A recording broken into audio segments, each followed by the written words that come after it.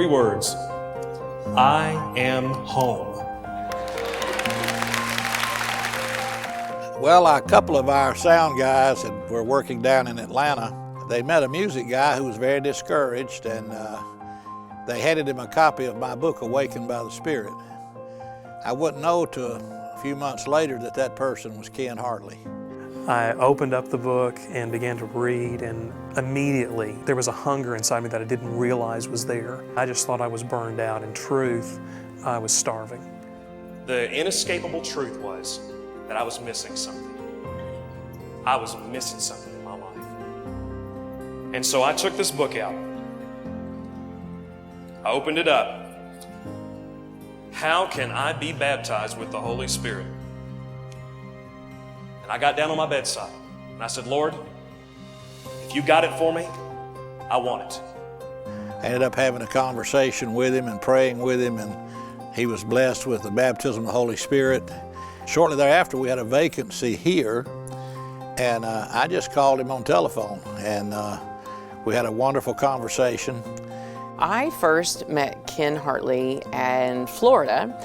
Some of us flew down to meet him and Stacy, and they had just had Trey, and he was teeny tiny newborn. It was an awesome lunch. He told us about what God had done in his life. I remember walking away from there thinking, wow, this is awesome, and I think they're going to be a great fit for us at Abba's house. I liked him immediately. I felt the witness of the Spirit in his heart. I felt a hunger to have the chains taken off and to be able to do everything that God had gifted him with talent to do. The first time I met Ken, I was working at Unum downtown Chattanooga, and I believe my father put Pastor Ken up to coming to reach his insurance salesman son who is away from the Lord and had a calling on his life. And so when Pastor Ken and I had lunch, my first goal was to run him off. And I did that by ordering a cold beer.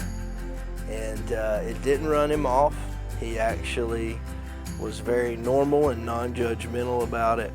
And from that moment, we started to build a friendship. And one of the things Pastor Ken taught me during that season of my life, that's been nearly 20 years ago, was that God's grace would get me through, and that if I stopped trying to please people or live up to some false idea of what a Christian was, and I really focused on Jesus, that the Lord could take me places, that the Lord could transform my life. And the first year, maybe 2 years, Ronnie was here. A lot of people don't know this, but Ken invested an awful lot of time in making the man we now call our pastor, that we're all very proud of.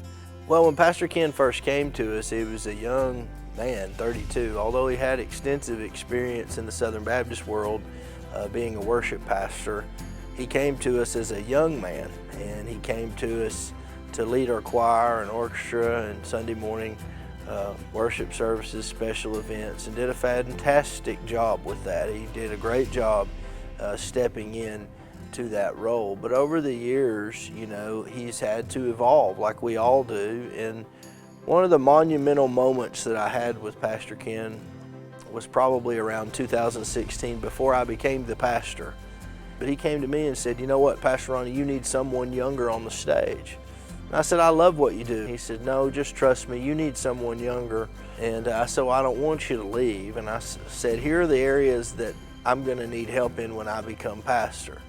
Leadership, management, vision casting, helping me manage creative-minded people in worship and the creative arts. I said, when I become pastor, I believe that's where I'm going to need the most help.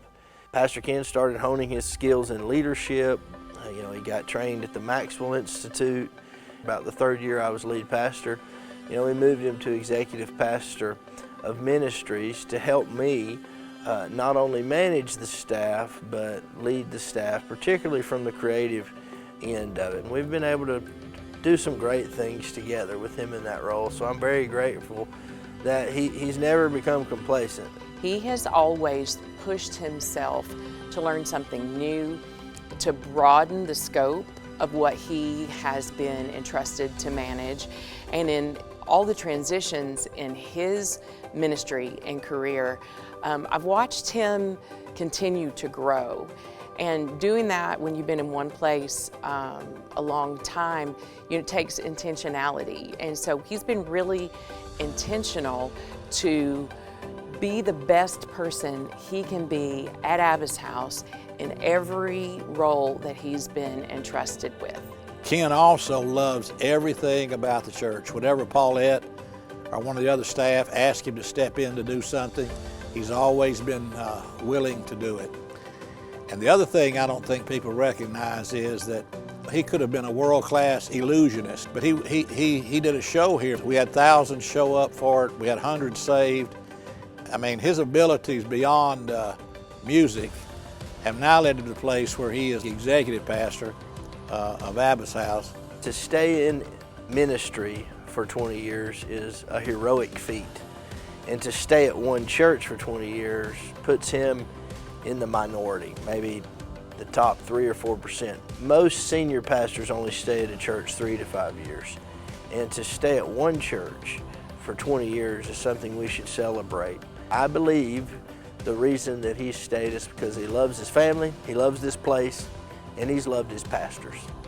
When you're under attack, when you look to your right and your left, you need people around you that believe in you, that believe in what God's called you to do, and that are going to hold your arms up. And Pastor Ken has been someone that has always been willing to fight with us, not against us, and to fight for the cause of the kingdom. And I'm very grateful for his friendship and his love and loyalty to this crazy place called Abba's house.